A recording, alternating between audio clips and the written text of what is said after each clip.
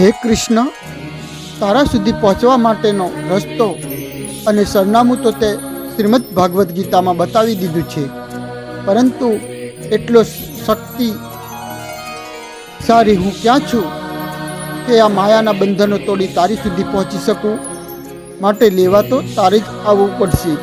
હું તો રૂકમણીની જેમ માત્ર સમર્પણનો કાગળ જ લખી શકું તેમ છું.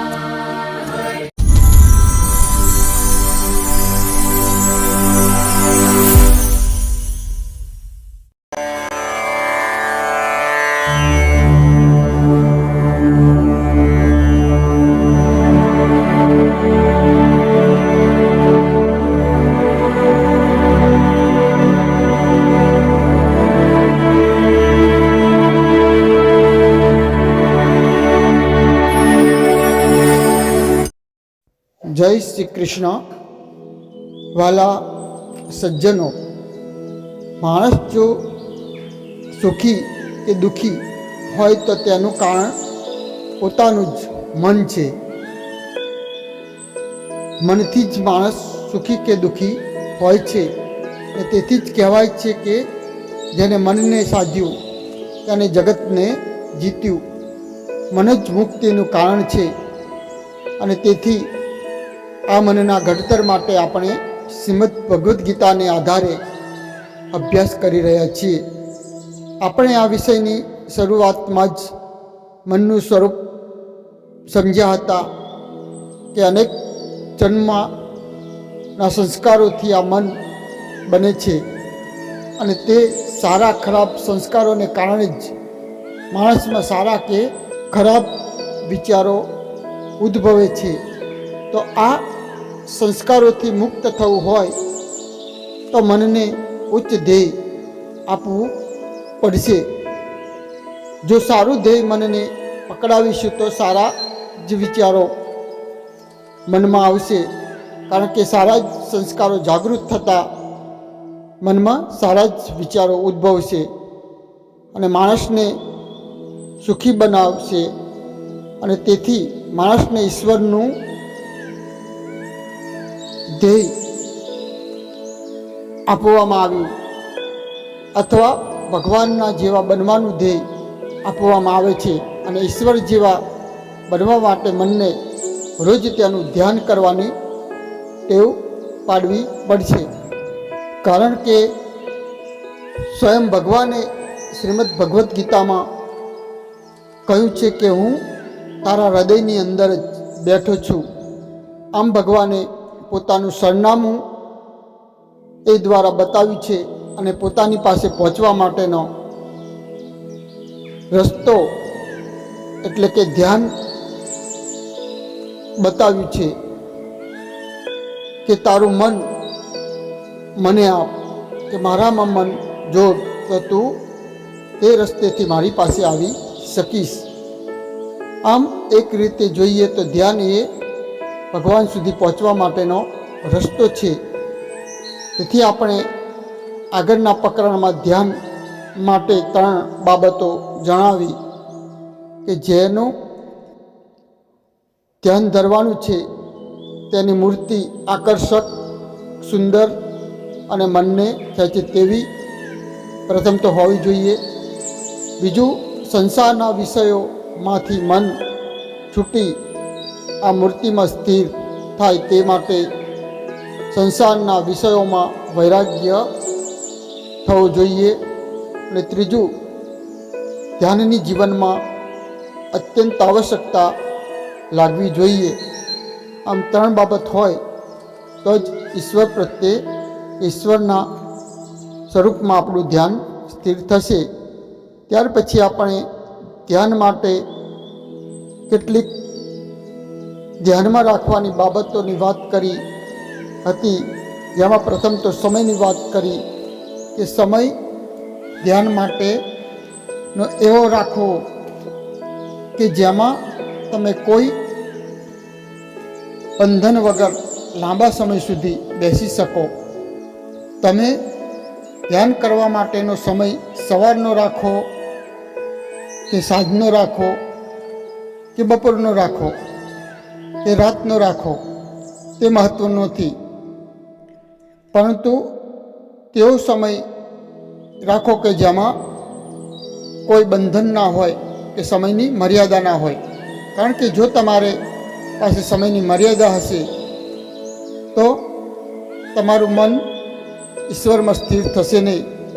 જેમ કે મારે 7 વાગે નોકરી જવાનું છે કે ધંધે જવાનું છે, તો ધ્યાન તમારું તે સમયે લાગશે નહીં. કારણ કે નોકરીનો સમય થઈ જવાની ચિંતા રહેશે. માટે તમે નિશ્ચિત થઈ ધ્યાન કરી શકશો નહીં. માટે સમય એ જ રાખો કે જે એક નિશ્ચિત અને મર્યાદા વગરનો હોય. બીજું સ્તર એવું પસંદ કરો કે જ્યાં બીજી કાંઈ ખલેલ ના પડે અને સ્વચ્છ, પવિત્ર અને હવા ઉજાસવાળું હોય. ત્યાર પછી મૂર્તિ. આ 3 બાબત ધ્યાન માટે મહત્વની છે. ત્યાર પછી ધ્યાન માટેનું વાતાવરણ દીવો, અગરબત્તી, સ્તોત્ર વગેરે દ્વારા ઊભું કરશો. બાદ પ્રાણાયામ કરી ઈશ્વરમાં મનને જોડો અને ધ્યાનમાં ભાવ ઊભો થાય તે માટે ઈશ્વરે કરેલી મદદને યાદ કરો. આમ ધીમે ધીમે ધ્યાન વધતા વધતા એક સમય એવો આવશે કે તે માત્ર મૂર્તિનું જ અસ્તિત્વ રહેશે અને તમારું પોતાનું પણ ભાન તમને રહેશે નહીં. એટલામાં મૂર્તિમાં એકાગ્ર થઈ જશે કે મનનું મૂર્તિમાં વિલીન થઈ જશે. આ ધ્યાનની ટોચની અવસ્થા છે. ત્યાર પછી આ અવસ્થાએ પહોંચ્યા પછી ભગવાનના દર્શન થશે. તે કેવા હશે તેની અનુભવની જુદા જુદા મહાપુરુષે વાત કરી છે. તેમાંના એક ભક્ત શિરોમણી અને ભક્તિ માર્ગના અનુયાયી કે ભગવાન વલ્ભાચાર્ય, એ ભગવાન કેવા તેમને ધ્યાનમાં લાગ્યા તેમને મધુરાષ્ટકમાં વર્ણન કર્યું છે. તેની આપણે આ પ્રકરણમાં વાત કરીશું. તો તેમને વર્ણન કરતા મધુરાષ્ટકમ ગાયું છે. અધરમ મધુરમ વદનમ મધુરમ નયનમ મધુરમ હસિતમ મધુરમ હૃદયમ મધુરમ ગમનમ મધુરમ મધુરાધિપતેરખિલમ મધુરમ વચનમ મધુરમ ચરિતમ મધુરમ વસનમ મધુરમ ચલિતમ મધુરમ ચલિતમ મધુરમ ભ્રમિતમ મધુરમ મધુરાધિપતેરખિલમ મધુરમ ગીતમ મધુરમ પીતમ મધુરમ ભુક્તમ મધુરમ સુપ્તમ મધુરમ રૂપમ મધુરમ તિલકમ મધુરમ મધુરાધિપતેરખિલમ મધુરમ કર્ણમ મધુરમ તરણમ મધુરમ હરણમ મધુરમ સ્મરણમ મધુરમ વમિતમ મધુરમ સમિતમ મધુરમ મધુરાધિપતેરખિલમ મધુરમ ગુંજા મધુરા માલા મધુરા યમુના મધુરા વીચી મધુરા સલિલમ મધુરમ કમલમ મધુરમ મધુરાધિપતેરખિલમ મધુરમ ગોપી મધુરા લીલા મધુરા યુક્તમ મધુરમ ભુક્તમ મધુરમ दृष्टं मधुरं शिष्टं मधुरं मधुराधिपतेरखिलं मधुरं गोपा मधुरा गाओ मधुरा यष्टि मधुरा शुष्टि मधुरा दलितं मधुरं फलितं मधुरं मधुराधिपतेरखिलं मधुरम। સજ્જનો, જ્યારે મેં ઘણા વર્ષ પહેલાં શરૂઆતમાં જ્યારે આ સ્તોત્ર વાંચ્યું હતું ત્યારે તો મને આ સ્તોત્રમાં એટલું બધું કંઈ ખાસ લાગ્યું નહોતું. સાચું કહું તો એ વખતે તો એમ હતું કે આમાં શું કે ભગવાન તમારા હોઠ મધુર છે, પગ મધુર છે, તમારા નયન મધુર છે, આમાં વિશેષ શું આ સ્તોત્રમાં એવું છે કે આટલું બધું પ્રખ્યાત છે. પરંતુ સાચું કહું તો તે સમયે મારો ભક્તિ માર્ગમાં એટલો વિકાસ પણ નહોતો કે મારી ભાવના સમજવાની એટલી અક્કલ કે બુદ્ધિ પણ નહોતી. પરંતુ આજે આ સ્તોત્ર મને ધ્યાન કરવા બેસું ત્યારે અત્યંત મધુર લાગે છે.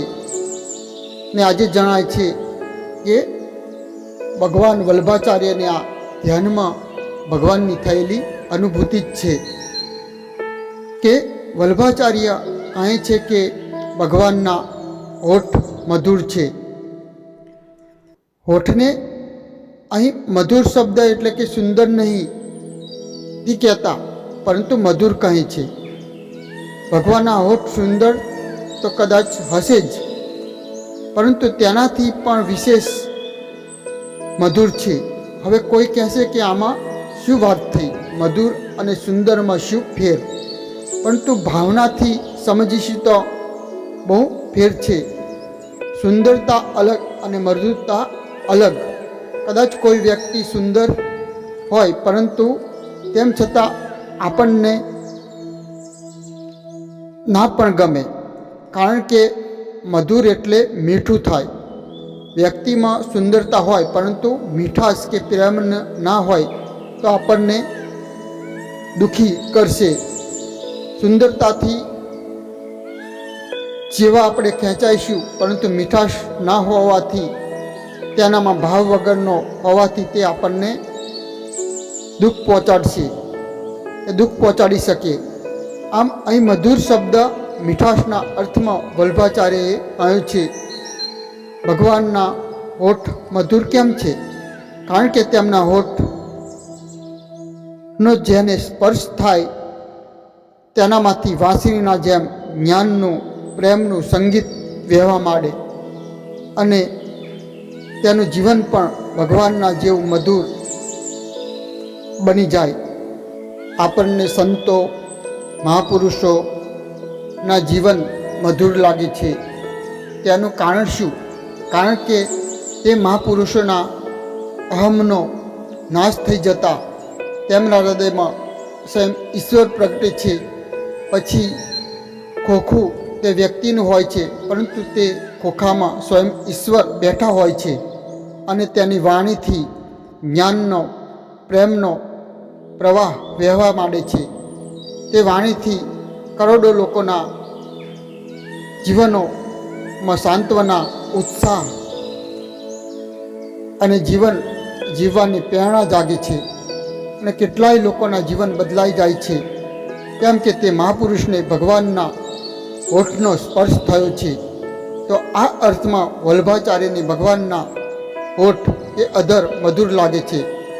આપણે 100 વાર આ સ્તોત્ર વાંચ્યું હશે, પરંતુ આ વિચાર આપણને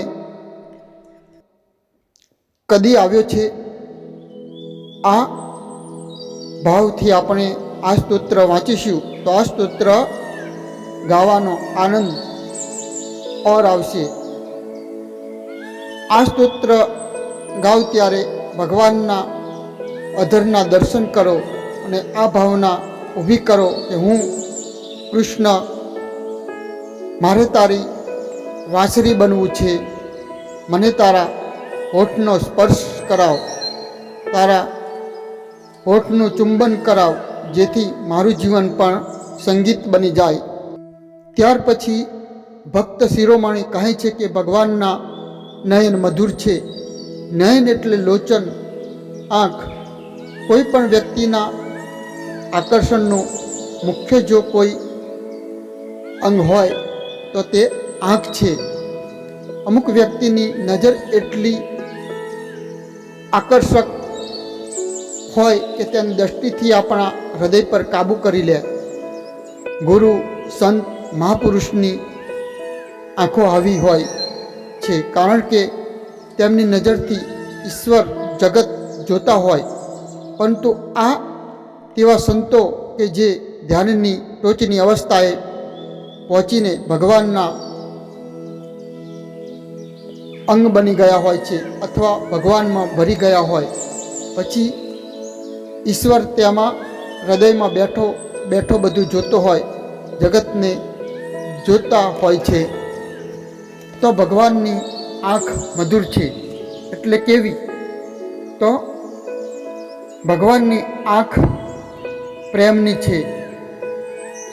જેમ મા પોતાના બાળકને પ્રેમથી જોતી હોય છે, તેનાથી પણ વધુ પ્રેમથી ભગવાન આપણી તરફ જુએ છે, જેમાં કોઈ અપેક્ષા નહીં, વાસના નહીં, સ્વાર્થ નહીં, લોલુપતા નહીં કે કપટ નહીં. માત્ર ને માત્ર ભાવ, નિર્દોષતા, માત્ર પોતાના બાળક તરફ જોવે છે. ત્યારે તેનું હૃદય પ્રેમથી ભરાઈ જાય છે, શુદ્ધ બુદ્ધ ભૂલી જાય છે. હજારો બાળકોમાં તેની નજર પોતાના બાળકને ગોતે છે અને બીજા બધાથી પોતાનો બાળક તેને અલગ લાગે છે, મારો લાગે છે. પછી ભલે બીજા કરતાં તે રૂપારો ના પણ હોય, છતાં તેના બાળકને જોવે છે ત્યારે તે વિચારતી નથી કે મારો પુત્ર મોટો થઈ મારી સેવા કરશે. તેની આંખોમાં સ્વાર્થ નથી હોતો.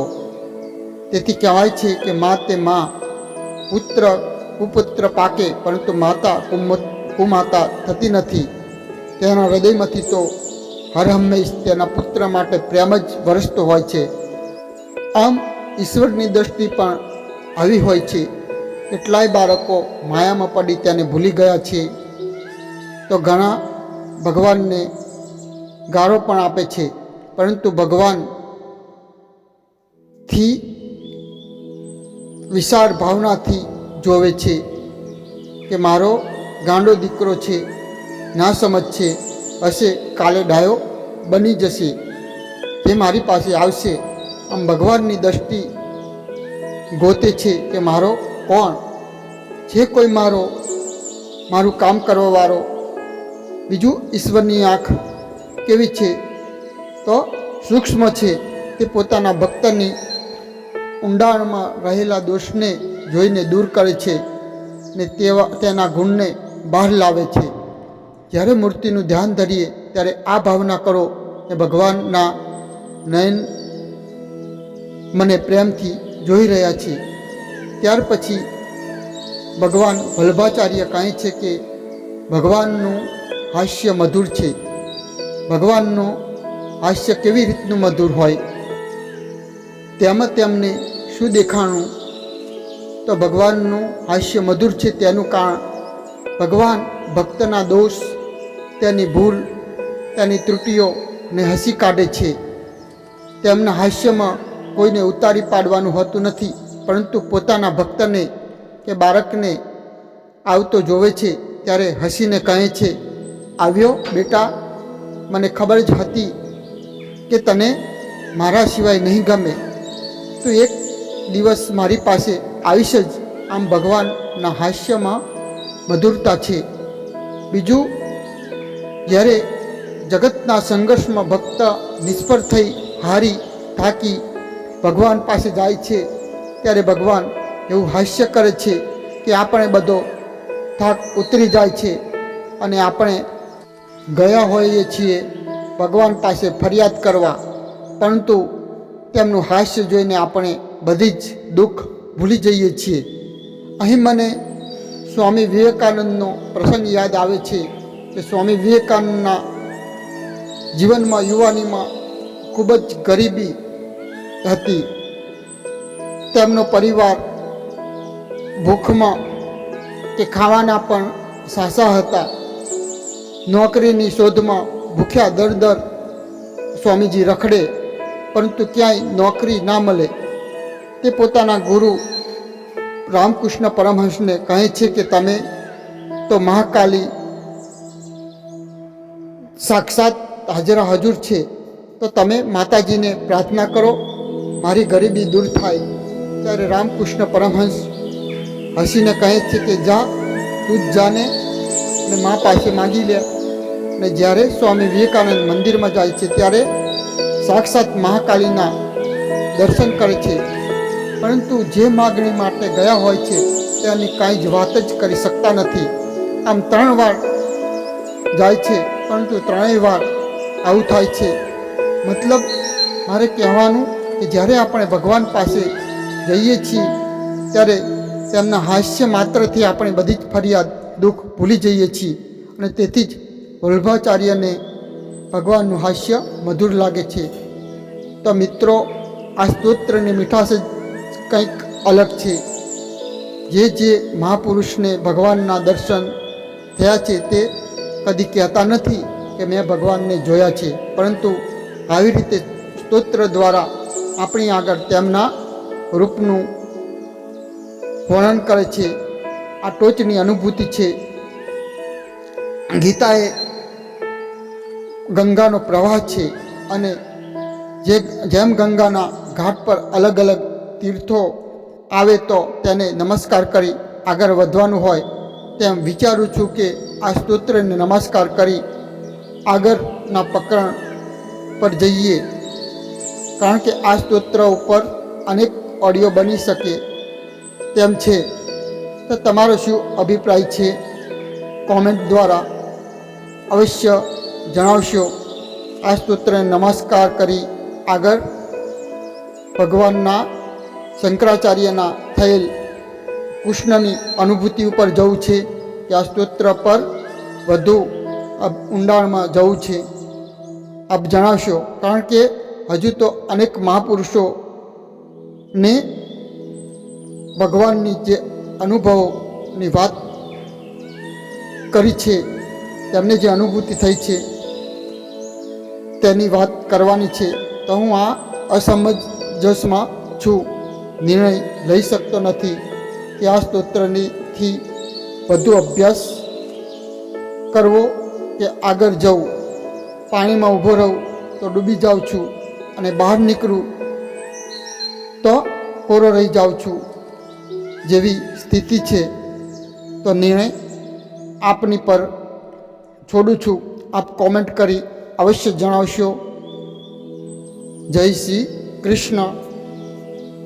અને આ ઓડિયોને વધુમાં વધુ ભક્તજનો અને સજ્જનો લોકો સુધી પહોંચાડશો, અને મારી આ ચેનલને શેર સબસ્ક્રાઈબ કરશો, જેથી આપને આ વિષય પરના દરેક ઓડિયો મળી રહે. ફરીવાર આપણે આવતી 11 આ જ વિષય સાથે ફરી મળીશું. તો આપ સર્વને મારા ભાવથી જય શ્રી કૃષ્ણ. अच्युतं केशवं कृष्णदामोदरम्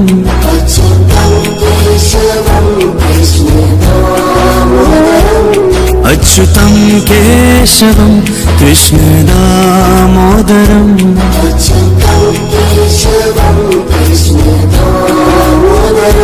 रामनारायणं जानकीवल्लभम्